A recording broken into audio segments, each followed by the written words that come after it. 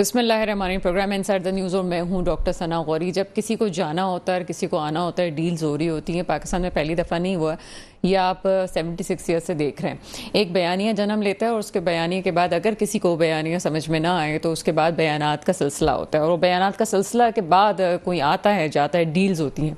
ये बहुत पहले की बात नहीं है, अभी आप रिसेंटली देख रहे हैं तो आपको 3 साल 7 महीने की गवर्नमेंट में भी यही चीज़ नजर आई। जब पीटीआई की गवर्नमेंट को जाना था, उनको पता था कि जनाब उनके ताल्लुकात ख़राब हो रहे हैं, तो एक के बाद एक बयानिया जन्म लेता रहा और इतने बयानिया आए कि आप भी कह सकते हैं कि शायद सामने जो उनके मुखालिफिन थे उनके पास ऐसा कोई उसका काउंटर बयानिया नहीं बचा था कि उसका जवाब दे सके। इस वक्त यू टर्न पे पीटीआई को बदनाम किया जा रहा था, लेकिन इस वक्त यू टर्न के जो माहिर हैं वो नवाज शरीफ साहब नजर आ रहे हैं। नवाज शरीफ साहब ने एहतसाब का नारा लगाया। नारा भी किसके खिलाफ लगाया जनाब, किसके लिए लगाया? वो जनरल फैज़ और बाजवा साहब के लिए लगाया। लेकिन पहले भी हम देखते आए हैं कि जनरल्स के खिलाफ, इनके खिलाफ ये कभी नारे चलते नहीं हैं, ये बातें चलती नहीं। हाँ, आवाम में एक पजीराई ज़रूर मिलती है, लेकिन फ़ौरन ही उनकी पार्टी को इसका काउंटर करना पड़ा। दूसरा तो क्या उसका काउंटर करता है, इनकी पार्टी को उसका काउंटर करना पड़ा और किसी न किसी तरह अपने लीडर की बात को दबाना पड़ा। उसके बाद यहाँ पे अब जो मौजूदा सूरत हाल आपको टीवी स्क्रीन्स पर नज़र आ रही है, वो देख के बड़ी एक मुज़ायका खेज़ बात ये होती है कि कुछ लोग ऐसे हैं जो कि इस्टेब्लिशमेंट की तरफ से बात कर रहे हैं और कुछ लोग ऐसे हैं जो कि मुस्लिम लीग नून की तरफ से बात कर रहे हैं। और ये कहा जा रहा है जनाब एहतसाब किसका होना चाहिए, सियासतदानों का होना चाहिए या फौज का होना चाहिए? और अगर फौज में भी हो रहा है तो ये भी बात सामने आ रही है कि डॉलर कम हुआ हो, चीनी स्मगल हुई तो किसने की, खाद जा रही थी तो कौन कर रहा था, या फिर गंदुम अगर स्मगल हो रही थी तो वो कौन कर रहा था? बॉर्डर पे खड़ा कौन है? और अगर बॉर्डर में जो लोग कानून नाफिज करने वाले लोग हैं, जिनको ये पता होना चाहिए कि कौन से ट्रक कब जाते हैं और कब आते हैं, और 22,000 ट्रक यहाँ से वहां अगर हो रहा है तो जाहिर सी बात है ऐसा तो नहीं है कि किसी को पता ना हो। जब एक आम आदमी को ये भी पता होता है कि फला घर में कितना बंदा रहता है और उसमें कितने पैसे उसके पास छुपे हुए पड़े हुए हैं, तो क्या बॉर्डर में आने जाने वालों को ये नहीं पता होगा कि कितने ट्रक्स आ रहे हैं, उन ट्रक्स में क्या है? आप एक्शन लें तो पता चले जनाब। फिर एक पेट्रोल की टंकी में, एक बाइक की टंकी में भी कोई पेट्रोल लेके आ जाए ना, तो फिर बात कीजिएगा, एहतसाब वहां से होता है। लेकिन अभी मसला ये नहीं है कि सियासतदान बुरा है या फौज में कोई भेड़े मौजूद है। मसला ये है इस वक्त कि आप कर क्या रहे हैं। पाकिस्तान जिस नहज पे है वहां पे तमाम लोगों को मिलके ये सोचना चाहिए कि मामलात को बेहतर कैसे करना है। लेकिन अभी तो ये जो लफ्जों की जंग छिड़ गई है, मुझे तो ये डर है कि ये जो यू टर्न का तूफान आया हुआ है मुस्लिम लीग नून की तरफ से, ये कहीं 21 अक्टूबर को भी यू टर्न ही ना मर जाए कि पता चले जनाब आखिर में कि कोई ऐसी चीज सामने आ रही है, कोई डील नहीं हो पा रही या बात नहीं मानी जा रही, तो वहां से नवाज शरीफ साहब डर के रुक जाए। तमाम मौजूद पे बात करेंगे, और भी बहुत कुछ है। मेरा इंट्रोडक्टरी पार्ट लंबा हो चुका है, लेकिन गेस्ट मेरे साथ मौजूद है, पहले उनका इंट्रोडक्शन मैं करवाती चलूं। असद महमूद साहब, आप तजियाकार हैं, मेरे प्रोग्राम में शामिल हैं। ऐसा प्रोग्राम में आपको वेलकम करते हैं। Thank you very much doctor साहब, बहुत शुक्रिया। Thank you sir. हमें कुछ देर में ज्वाइन करेंगे सिद्दीकुल फारूक साहब, मुस्लिम लीग नून से आपका ताल्लुक है। असद महमूद साहब, आपकी तरफ आते हैं। एक होती है बयानिए की जंग, एक यहाँ पे जंग है एहतसाब की कि कौन बुरा है कौन अच्छा है, 76 ईयर्स में किसने नुकसान पहुंचाया। और अगर इस्टेब्लिशमेंट में, फौज में कोई लोग अगर बुरे हैं तो उनका कौन एहतसाब करेगा? या फौज खुद करेगी? कोर्ट मार्शल है, उनके अपने कवानीन हैं, फिर 8 दिन की कोटे लगेंगे, 8 दिन में सजा और जजा के फैसले हों, या फिर सियासतदान जो हुकूमत में होंगे वो करेंगे।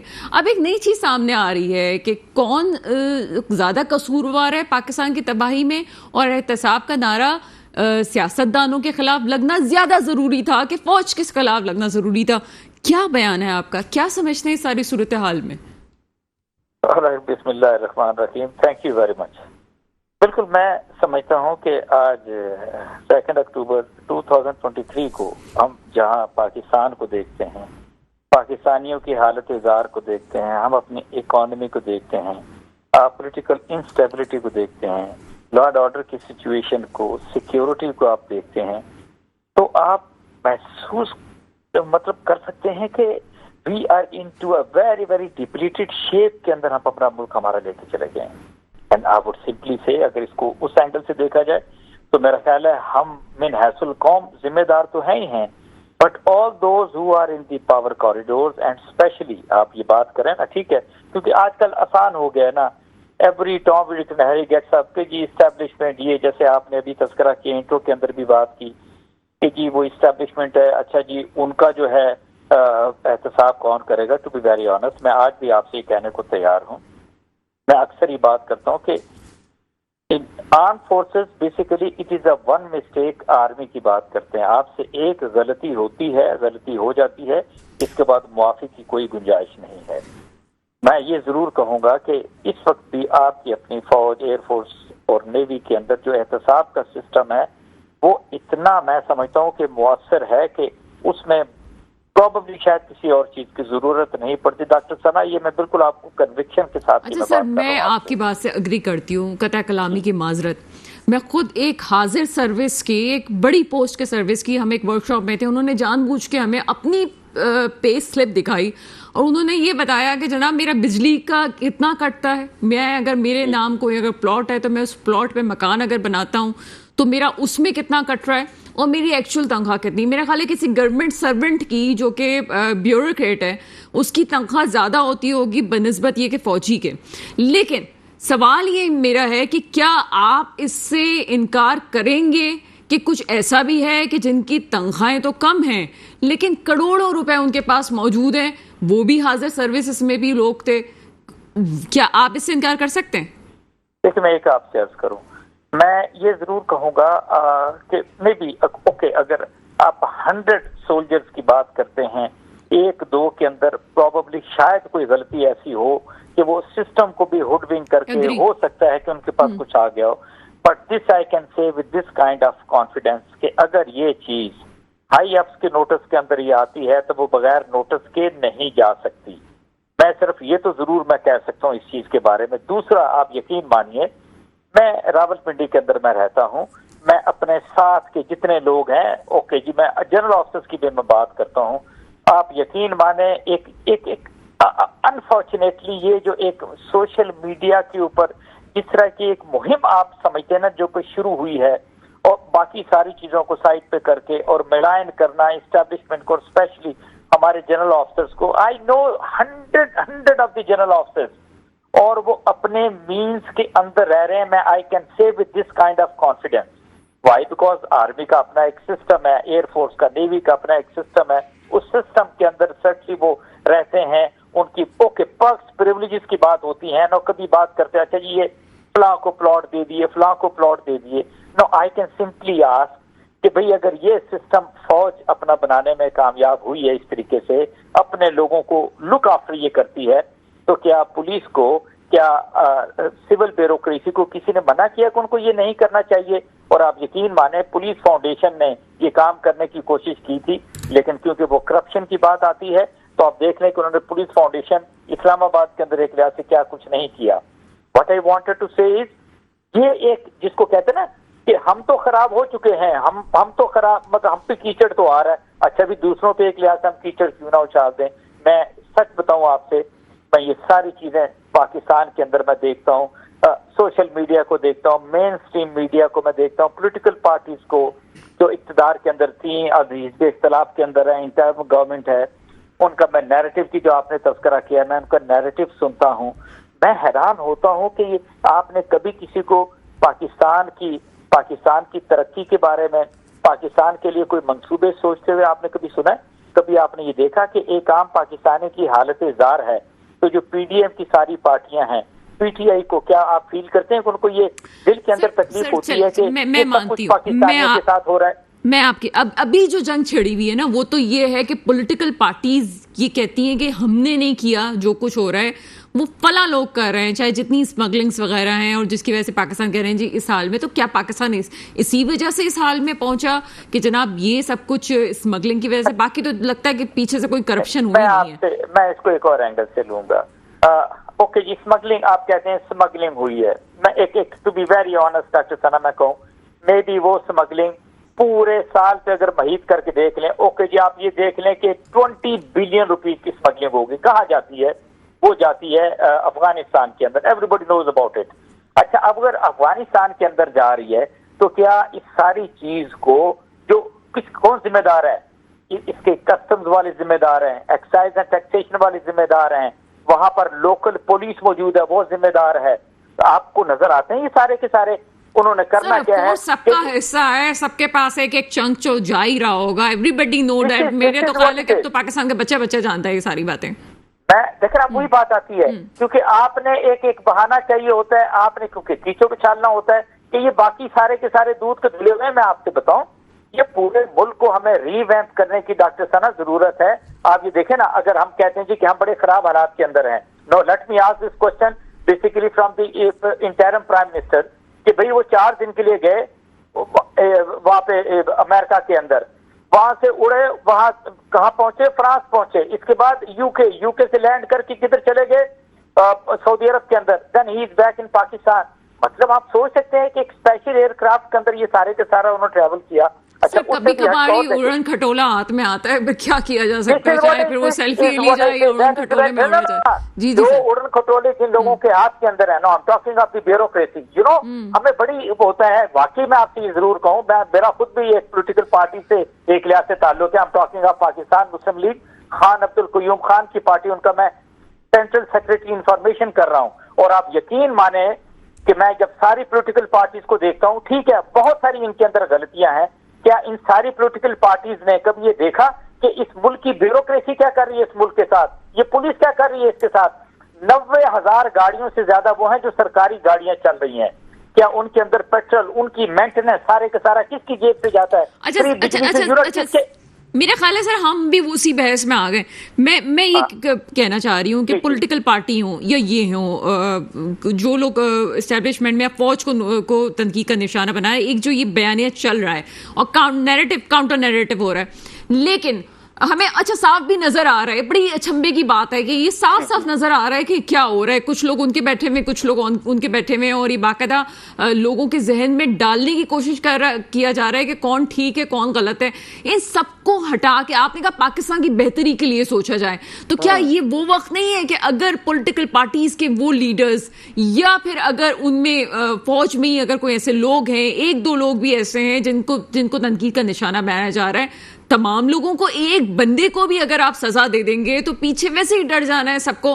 आज आप कराची का हाल ले लें, एक रेंजर्स की कार्रवाई में एक मीटिंग हुई और आप देखें तमाम ये पानी के मसले हल होना शुरू हो गए और बहुत सारे मसाइल को होना शुरू हो गए।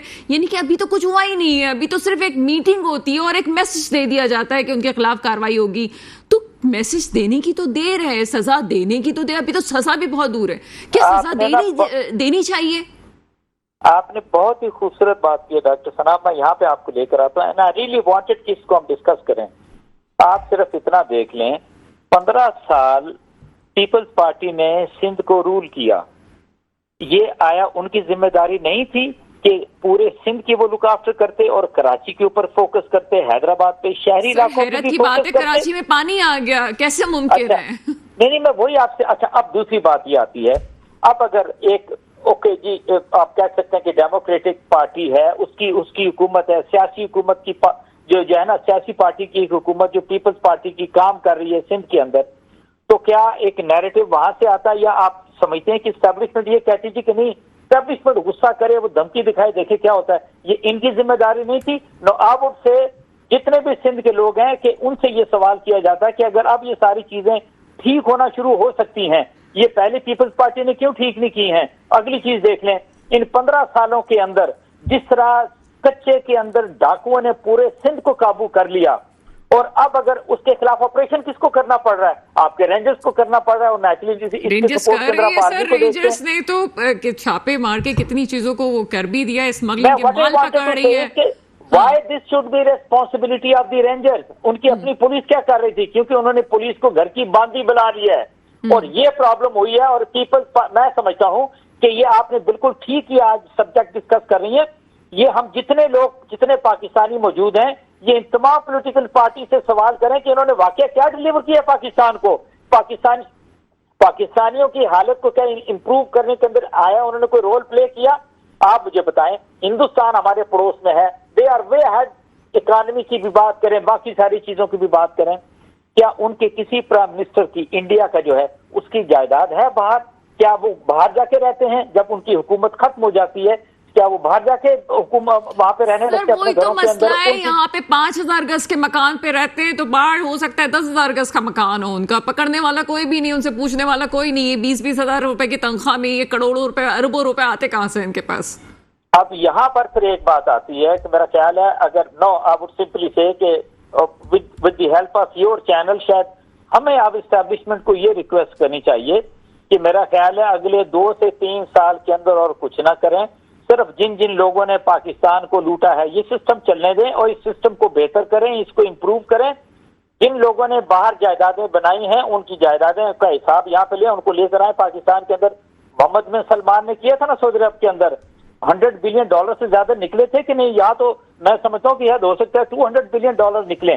टू बी वेरी ऑनेस्ट, इस वक्त जो सिस्टम, जो आपकी सियासी फजा बनी हुई है पूरे मुल्क के अंदर, उसके अंदर सिवाय नफरत, दुश्मनी और हसद के कोई कुछ नहीं है। पूरा पाकिस्तान गायब हो गया हमारी अपनी पॉलिटिक्स से, या अपनी मतलब जो इस वक्त सियासी बातचीत चल रही है इसके अंदर सिर्फ वो नैरेटिव है, वो जहरीला नैरेटिव है। इसके अंदर पाकिस्तान की बेहतरी हकीकत में मैं आपको बताऊं कुछ नहीं है। हाँ, अब ये हो गया कि ये सारी पॉलिटिकल पार्टीज आपस में लड़ रही हैं। मेरा ख्याल है इनको थोड़े अरसे के लिए साइड पर रखें, बिल्कुल एहतसाब का जो डोल है उसको डाल देना चाहिए। और हम सारी बात करते रहते हैं इनका एहतसाब होना चाहिए, बट प्रैक्टिकली ये सारा कुछ नहीं हो सका। सर, कराची माशी हब है और सबसे ज्यादा टैक्स भी देता है, ठीक है, रीढ़ की हड्डी की हैसियत रखता है, लेकिन जब किसी एक्शन की बात होती है सबसे पहले कराची वालों पे ही टूटना जरूरी होता है हर चीज का। बहरहाल एहतसाब सबका होना चाहिए, लेकिन यहाँ जब एहतसाब हो रहा है, आप गाड़ियों के डीलर्स की बात कर रहे हैं, सबसे पहले इस वक्त उन पे छापे हुए उनकी बात हुई, उन्होंने कहा जनाब स्मगलिंग का माल है ये यहाँ पे सिंध का अलग कानून है।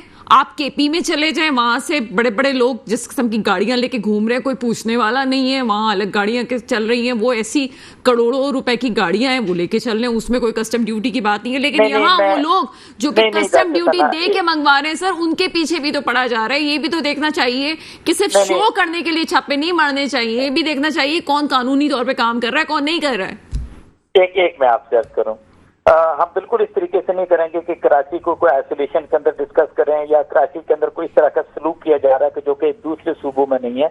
मैं आपसे ये जरूर कहूंगा, ये जितने भी चाहे वो कानून नाफिज करने वाले इदारे हैं, टैक्स के साथ जिनका ताल्लुक है, मैं इस्लामाबाद, रावलपिंडी की, लाहौर की, इवन आबुड से कि सरगोदा वगैरह की मैं बात करूं, फैसलाबाद की मैं बात करूं, किसी में जरूरत नहीं है कि कोई वो गाड़ी रखे कि जिसके पेपर्स ना हो या जिसकी टेम्पर्ड किसी तरह की गाड़ी हो। आप यकीन मानिए, इवन यहाँ की पुलिस, यहाँ के एक्साइज एंड टैक्सेशन वाले, they are really very very alert. और यही सिचुएशन मैं ये जरूर कह सकता हूँ, मे भी कुछ एरियाज हैं केपी के शायद इस तरीके से वहां पे अप्रोच ना हो। कुछ अर्से पहले मेरा स्कर्दू में जाना हुआ, जो मेरी लग्जरी गाड़ियां होती हैं यहाँ पे, वो वहां पे पानी निकालने के लिए, खींचने के लिए इस्तेमाल हो रही थी, क्योंकि उसकी हैसियत नहीं थी वहां पे। हियर आई एग्री कि यहाँ पर वो स्टेज आ गई है कि जहाँ पर कानून सबके लिए एक जैसा होना बड़ा जरूरी है। मैं बिल्कुल आपसे मुत्तफिक हूँ, लेकिन आप ये नहीं कह सकते अच्छा चलो किसी और जगह पे ऐसा कानून नहीं है तो नहीं भी ये सिंध के अंदर या फिर बलोचिस्तान के अंदर नहीं होना चाहिए। कानून एक तरह का है, कॉन्स्टिट्यूशन पूरे मुल्क के लिए है, और उसके अंदर जो कवानीन वज़ा किए गए हैं उसके सबके ऊपर उसको अप्लाई होना चाहिए, एप्लीकेबल होना चाहिए, उसमें किसी के लिए छूट नहीं होनी चाहिए और किसी के लिए स्पेशल किस्म का जो ट्रीटमेंट है वो नहीं होना चाहिए। सबके लिए कानून एक जैसा होना चाहिए। आई रियली सबके लिए मतलब सबके लिए ना सर? बिल्कुल ऐसा ही, आई एग्री विद यू 100%। बिल्कुल आप ठीक, चाहे वो हाजिर ड्यूटी है या रिटायर हो चुके हैं, कहीं पे भी एब्सोल्युटली कोई शक वाली बात ही नहीं। जैसे अभी सरफराज बुख्ती साहब ने जिस तरह से कहा है कि जो लोग इन्वॉल्व है उनको जी लाया जाएगा, कोर्ट मार्शल होगा, ये सब चीजें आई विश सो, ये बिल्कुल होना चाहिए। आप यकीन मानिए, मैं जरूर आपसे कहूंगा, मैं I have been part of Pakistan army, कोई ऐसा कॉन्सेप्ट नहीं है कि किसी तरह का कोई गलत काम। सर मैं इसीलिए तो आपसे पूछ रही हूँ, आपकी पूरी सर्विस उस इदारे में है, वही आपसे कहना चाह रहा हूँ। हमें एक दूसरे का सबका पता होता है, कौन किस तरीके से है, उसका बैकग्राउंड क्या है, और उनका हम हर साल के हमारे जो हमारे एसेट्स होते हैं वो हम एक लिहाज से डिक्लेयर करते हैं। You trust me, I am talking of measures and lieutenant colonel's की मैं बात करूँ, व्हाट टू टॉक ऑफ दोस्त जो कि सीनियर रैंक्स के अंदर एक लिहाज से आते हैं। हम एक ही गैरिजन के अंदर रहते हैं, एक ही तरह की हमारी लिविंग होती है। कोई मैं तो बता रही हूँ, जब एक हाजिर सर्विस, मैं फिर कहूंगी कि नाम नहीं लूंगी, वो अपनी स्क्रीन पे, बड़ी स्क्रीन पे दिखा सकते हैं कि ये मेरी सैलरी स्लिप है और मैं प्लॉट का इसी में से निकाल के देता हूँ और मेरा बिजली का एक्सपेंस भी इसमें। जी जाहिर सी बात है, जब आप दुनिया के सामने लेके आ रहे हैं तो ये मामूली बात तो नहीं है। बिल्कुल ऐसे ही, बिल्कुल। अच्छा, उसमें एक और चीज मैं आपसे अर्ज करूं, सबसे आसान टारगेट मैं आज भी आपसे कहता हूं, या आपके जनरल ऑफिसर्स हैं, मैं हकीकत में आपको बताऊं, या फिर पॉलिटिशियन है।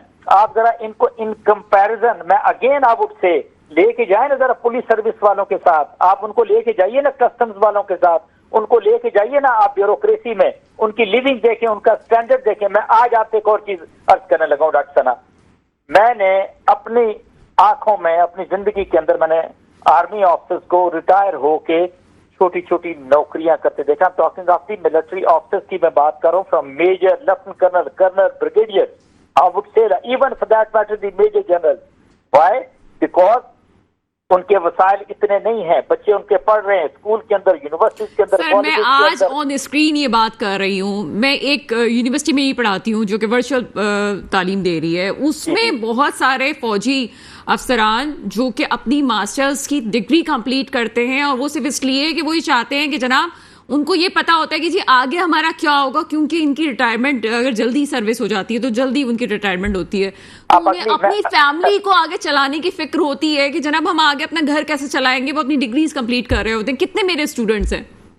और दूसरी मैं आपसे एक और अर्ज करूं, आप इसके मुकाबले में हमारे जितने भी ब्यूरोक्रेट्स हैं, आप उससे लाइक दिस, आप जरा उनका कंपैरिजन कर लें, आप पॉलिटिशियन का कंपैरिजन कर लें। क्या किसी ब्यूरोक्रेट को, क्या किसी पॉलिटिशियन को आपने किसी जगह कोई छोटे मोटा को कारोबार करते देखा? नहीं सर, वो तो कहते हैं डिग्री होती है, वो वाला मसला है ना। मैं वही आप उससे ना, क्योंकि हम सबको छोड़ के, क्योंकि establishment is easy target, every Tom Dick and Harry is there. Social media के मुंह खुले हुए हैं, जो उनके मुंह में आता है वो एक क्लास से बोलते चले जाते हैं। आप सिंपली से, मैं आई एम रियली ग्रेटफुल, ये सारी चीजें आपके तवज्जो से सबके सामने एक लिहाज से आ रही हैं। मैंने खुद, मैं आप से कि मैंने 29 साल मैंने सर्विस की है, और आज भी मैं आपसे बताऊं कि मुझे इस उम्र के अंदर भी आके शायद मुझे अगेन अपने घर को चलाने के लिए मुझे कुछ ना कुछ काम करना पड़ रहा है।